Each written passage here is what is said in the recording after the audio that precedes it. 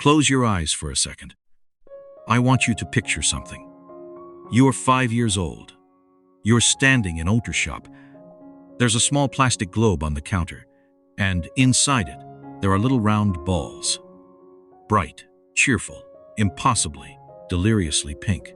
You already know what they are before you even see the sign, because that color tells you everything. Now, here's the question that's going to keep you up tonight.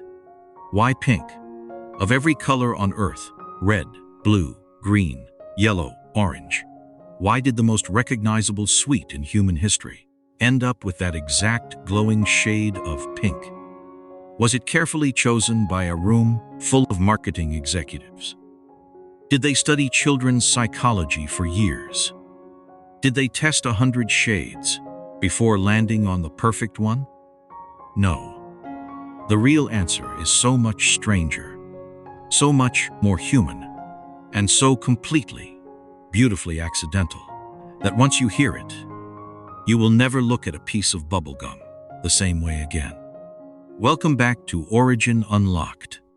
Today, we are looking at the story of one gray, ugly slab of gum, one bottle of leftover dye, and the young accountant, who wasn't even supposed to be in the room, who accidentally colored an entire century.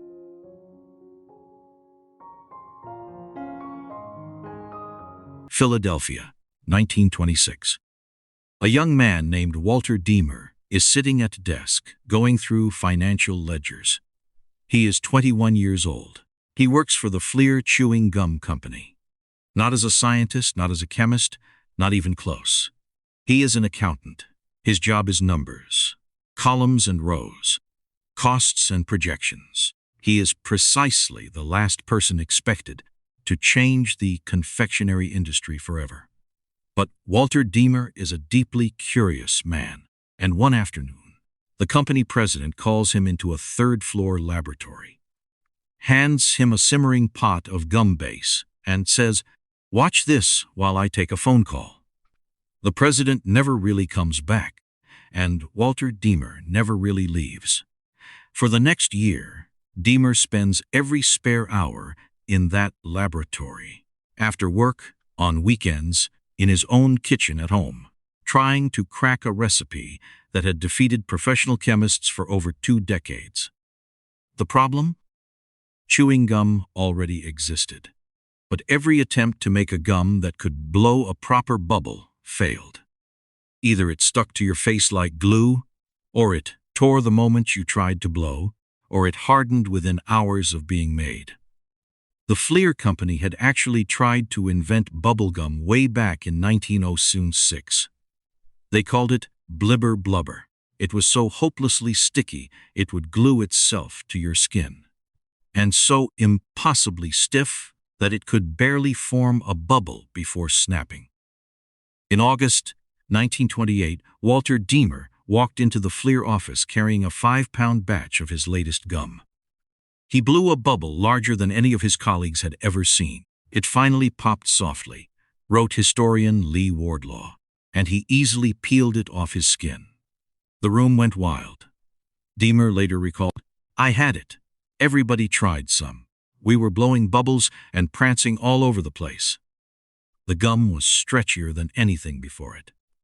Softer, less sticky. You could blow a real, proper, glorious bubble, and when it popped, it peeled off your face cleanly. It was, without question, a masterpiece. There was just one problem. It was gray.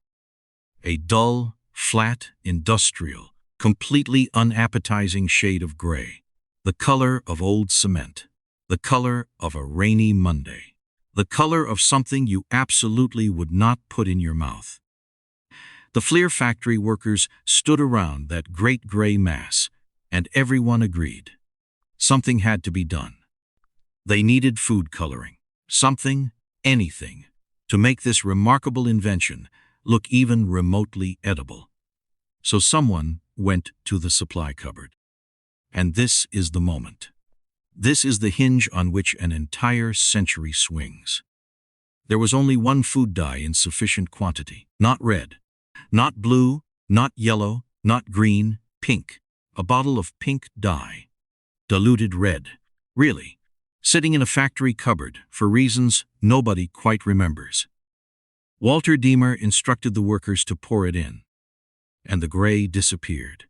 The mixture swirled, and out came that color. That bright, warm, cheerful, unmistakable shade that has lived in the hearts of children for almost 100 years. The world's first bubble gum was pink, because it was the only option left, not chosen, not designed, not researched, left over. Just before Christmas 1928, employees wrapped 100 pieces of this new pink gum in taffy paper. Walter Deemer was sent to a small candy store on the corner of a Philadelphia street to test it. It sold out within a single day. Fleischer scaled up immediately. By the end of that year, Deemer had overseen a 300-pound batch. They named it Double Bubble. And within its first year of sale, it generated over $1.5 million. And it was pink. Always pink. Because that's how the first batch came out. And nobody ever thought to change it. There's one detail that makes this story even warmer.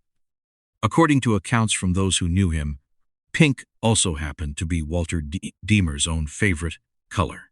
Whether fate or coincidence, the man who invented bubblegum accidentally colored it the one shade he personally loved most. Here's where the story gets genuinely fascinating. When competing companies began making their own versions of bubblegum in the 1930s and beyond, they had every color available to them. They could have chosen red, or orange, or a deep royal blue. They had the dyes, the technology, the freedom to do anything they wanted. They all chose pink. Every single one of them. Not because a law required it. Not because Fleer owned the color, but because pink had already done something extraordinary. It had become the color of the experience itself. Research into color psychology shows pink, especially bright, warm pink, is strongly associated with youthfulness, playfulness, innocence, and joy. It signals approachability. It evokes energy without aggression. For a product aimed at children, designed to be a moment of pure fun, pink is almost neurologically perfect. And once an entire generation grows up associating pink with bubblegum, the color becomes the product. By the 1950s, bubblegum had become a full cultural phenomenon. And pink, that specific, vivid, warm shade, was embedded so deeply in public consciousness that it had created its own gravity. You don't even need to see the wrapper. You don't need to read the label. That color alone tells your brain, this is sweet, this is fun, this is childhood. Studies analyzing over 12 leading bubblegum brands found that 92% of them used a shade of pink within a remarkably narrow band of the color spectrum, not because they were copying each other in any formal way, but because the consumer expectation had become so powerful that departing from it felt like a mistake. And here's the twist that really makes your brain bend. People actually taste bubblegum differently depending on its color. Give someone pink gum and blue gum with an identical flavor formula, and they will consistently describe the pink one as sweeter, fruitier, and more like real bubblegum. The color isn't just the packaging. The color changes the taste. Not in the gum, but in the brain. Pink didn't just survive the accident. It thrived because of everything the accident accidentally got right. A color associated with joy, chosen at random, endorsed by an entire industry, embedded in global culture, and then confirmed by science to actually enhance the sensory experience it was never designed to enhance. That's not a coincidence. That's something else entirely. Walter Deemer never patented his invention. The attorneys at Fleer quietly decided it was best to leave the legal situation alone. And Deemer, who never quite understood the business side of things, never fought it. He received no royalties. He made no fortune from the gum that made his company millions. He didn't seem to mind. He stayed at Fleer for decades. He rose to senior vice president. He oversaw bubblegum plants across America and Europe. He traveled the world, not presenting financial reports, but personally teaching salespeople how to blow bubbles so they could show customers what made Double Bubble special. When he retired, he moved to a small village in Pennsylvania, and he rode around it every single day on a large tricycle, handing out pieces of bubblegum to the children he passed. He died on his 93rd birthday. And in one of his last interviews, this man, who invented one of the most recognizable products in human history, who colored an entire cultural era by accident, who never received a single penny in royalties, said simply, "I've done something with my life. I've made kids happy around the world."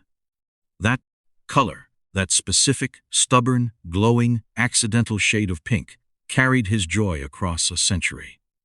And it is still carrying it now, in every corner shop, every vending machine, every little plastic globe, on every counter in every city on earth. Pink, because it was all that was left, and somehow it was exactly enough. Nothing is ever just what it looks like. Not a shopping cart, not a breakfast cereal, and certainly not a piece of pink bubble gum. Every week on Origin Unlocked, we find the most ordinary object in your world and show you the extraordinary, human, sometimes ridiculous story hiding inside it. Subscribe, because the next Origin will change how you see something you've walked past your entire life.